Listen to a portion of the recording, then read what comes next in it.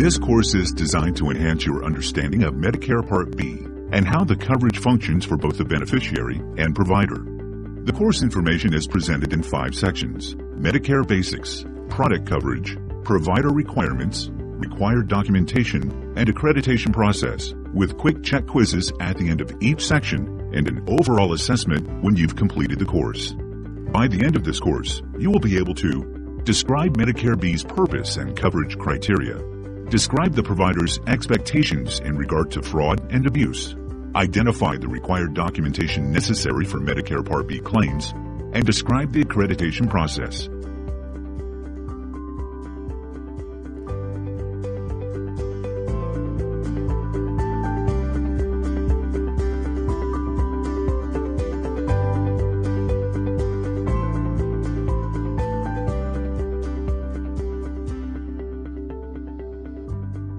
If someone asked you, "What is Medicare?" could you tell them? Here's a concise definition. Medicare is a program under the United States Social Security Administration that reimburses hospitals, physicians, and other healthcare providers for medical care provided to qualifying people.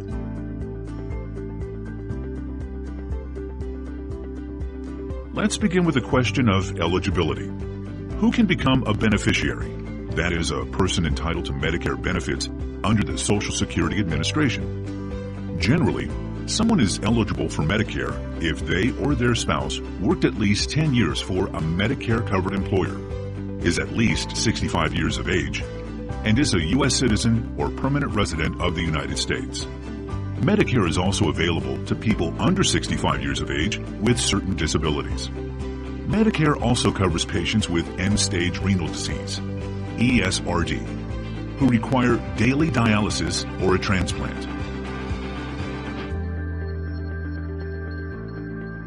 Medicare Part B covers medical insurance. It includes outpatient doctor and hospital services, as well as durable medical equipment, diabetic supplies, prosthetics, orthotics, and other medical services, collectively called DMEPOS, or just DMEPOS. It also includes medically necessary services and supplies not covered by Part A. In addition, certain drugs can be covered under Medicare B, such as immunosuppressive drugs and oral antiemetics. Enrollment is voluntary. If a person enrolls in Part B coverage, the premium for Part B coverage is usually deducted from their monthly Social Security checks. Part B beneficiaries also carry a yearly deductible with co-payments of 20% on Part B services. During specific enrollment periods, Part B beneficiaries can choose unenrollment or re-enrollment options. A beneficiary must be enrolled in Part B coverage on the date of service to ensure coverage of services. For a provider to be reimbursed for prescriptions and services, the beneficiary must have Part B as part of their basic coverage.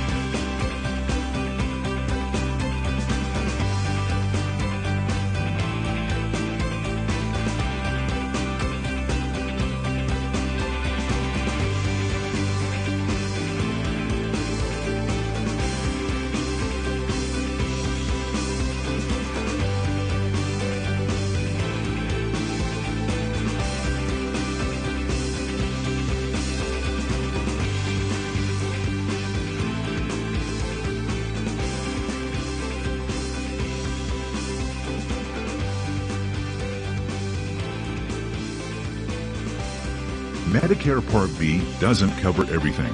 Some items and services that aren't covered include dental care and dentures, insulin, except for insulin used with an insulin pump, or insulin and syringes not used with a pump that are covered under Medicare Part D coverage for prescription drugs.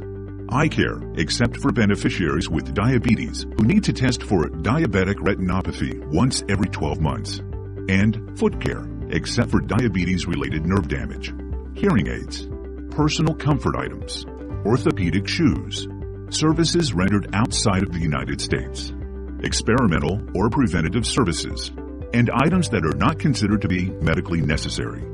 This isn't a complete list, but it gives you guidance on the most common non-covered products.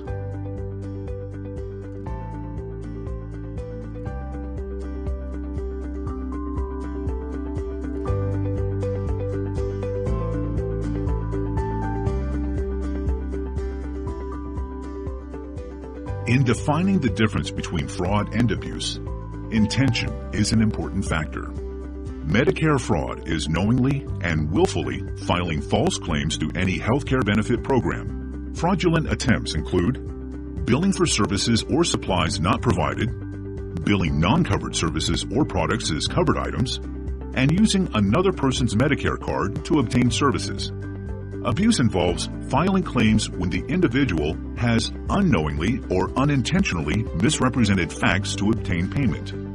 Abusive practices include overcharging for services or supplies, providing medically unnecessary services, and submitting bills to Medicare that are the responsibility of other insurers. Now you know the difference between fraud and abuse. But who commits it? The reality is that any individual in a position to submit a claim for Medicare benefits can commit fraud or abuse. That includes healthcare practitioners, hospital or other institutional providers, employees of a provider, beneficiaries, and Medicare contractor employees. In an effort to prevent fraud and abuse of the Medicare system, the Health Insurance Portability and Accountability Act of 1996, otherwise known as HIPAA, included a provision that established the Medicare Integrity Program. The goal of the Medicare Integrity Program is to pay it right. In essence, this means pay the right amount to the right provider for the right service to the right beneficiary. States are responsible for monitoring fraud in the Medicaid program. CMS provides assistance and oversight in their efforts while encouraging information sharing among the Medicaid programs.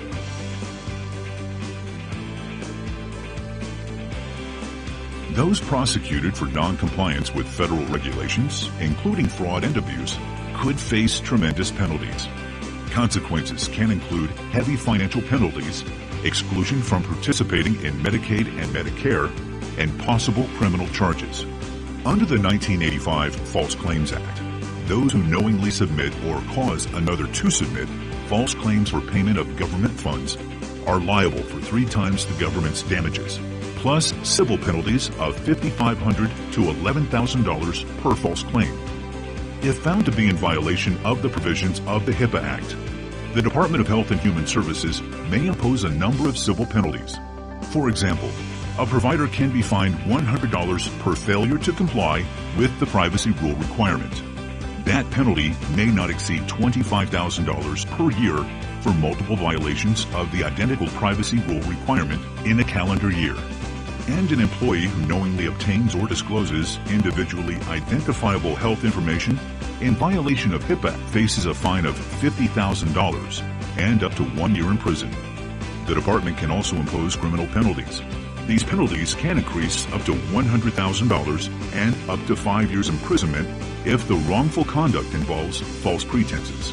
Penalties can increase to $250,000 and up to 10 years imprisonment if the wrongful conduct involves the intent to sell, transfer, or use individually identifiable health information for commercial advantage, personal gain, or malicious harm.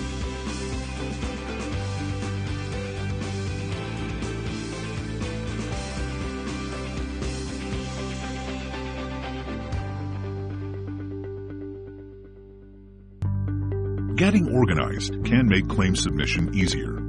Medicare requires submission of a specific form for each type of claim. To maintain the proper files, set up a special docket for each Medicare beneficiary. File the original paperwork in the beneficiary's record. The 2 forms most commonly used are the Assignment of Benefits and the Advanced Beneficiary Notice. A detailed written order is required before a claim can be submitted to Medicare.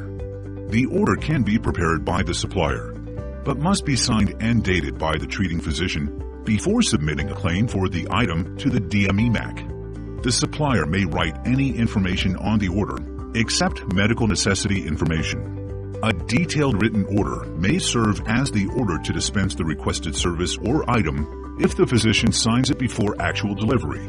A detailed written order must include the beneficiary's name and full address, a detailed description of the item, signature of the treating physician, and date the order was signed. Detailed written orders are required for all transactions involving DMEPOS. A new order is required when there is a change in the item ordered, a change of supplier, or if an item is being replaced. Some items require a new order on a regular basis, even if no changes are taking place. To be eligible to bill Part B covered items to Medicare, suppliers must meet certain standards defined within the Medicare regulations. This list of standards must be given to every patient every time DMEPOS is dispensed. You will frequently deal with the Assignment of Benefits form. Providers must submit an AOB form when they accept a claim assignment. This form is an authorization for Medicare Part B to release payment to the provider. It is not required for prescription drugs. However, it is required for all durable medical equipment, DME items. All beneficiaries who obtain DME through Medicare must submit an AOB form.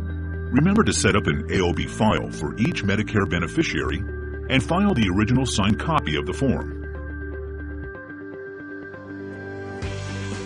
A provider files an advance beneficiary notice, called the ABN, only if they think Medicare will deny payment for an item. Its effect is to enable the provider to bill the beneficiary for the service or device. Typical Medicare denials are based on one of the following exclusions.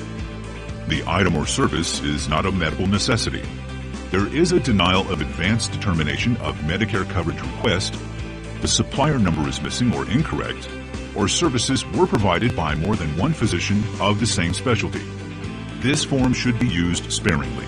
An ABN is issued by the provider to the beneficiary only if the provider is reasonably certain that the claim will be denied.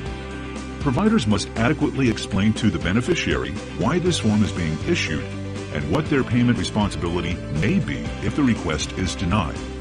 Suppliers and providers must use the Advanced Beneficiary Notice form approved by the Office of Management and Budget, or OMB. For an ABN to be acceptable, it must meet 4 criteria. It must be on the approved form, be filled out completely, identify the product or service, and state that the provider believes Medicare will deny payment and the reasons why. The ABN is designed for use with Medicare beneficiaries only, for both assigned and unassigned claims. ABNs for assigned claims are filed when the provider expects Medicare Part B will deny coverage of the product or service. ABNs are used for unassigned claims to explain to beneficiaries that the Part B reimbursement will be less than what was charged for the claim. If Medicare denies the claim, the beneficiary will be responsible for payment.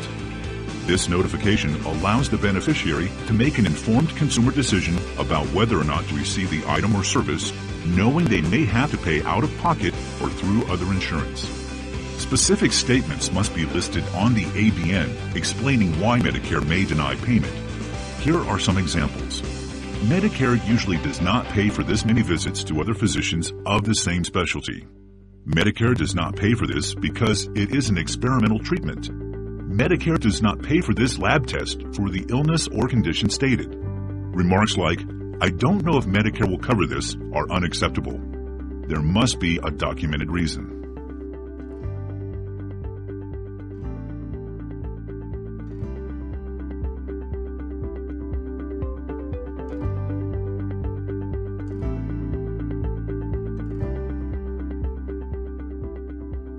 Accreditation is a vital part of participation in the Medicare program.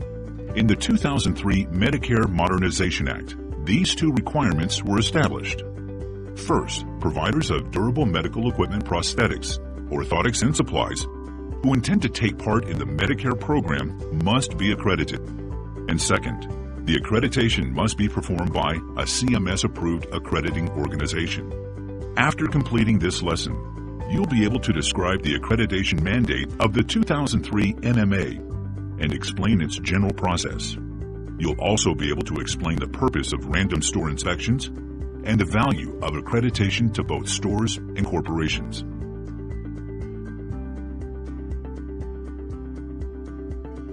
What's the first step in the accrediting process? To participate in the Medicare program and to continue selling Part B DME supplies to Medicare beneficiaries, providers must be successfully accredited by an accrediting organization. The accreditation agency must be one approved by the Centers for Medicare and Medicaid Services. An important part of the process is to make sure all Medicare patients receiving Part B covered DME supplies complete a satisfaction survey. The deadline for completion of the entire accreditation procedure is September 30, 2009. On-site inspections are another vital part of the accreditation process. These inspections are carried out to ensure providers are aware of all the new policies and procedures required for Medicare B accreditation. Not all participating stores will be inspected. However, all providers should be ready to receive an unannounced visit by a representative of the accrediting agency between March and September of 2009. Once a store is accredited through a properly recognized accrediting organization, a certificate will be sent through the mail. This certificate should be displayed behind the pharmacy counter where other licenses are located.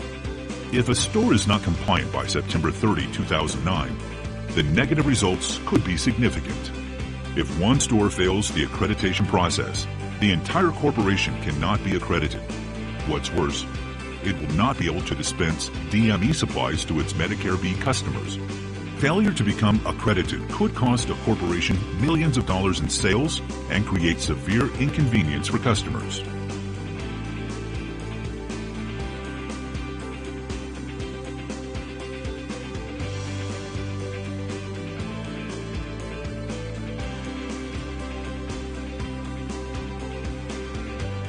Let's take this opportunity now to review the key points of this course.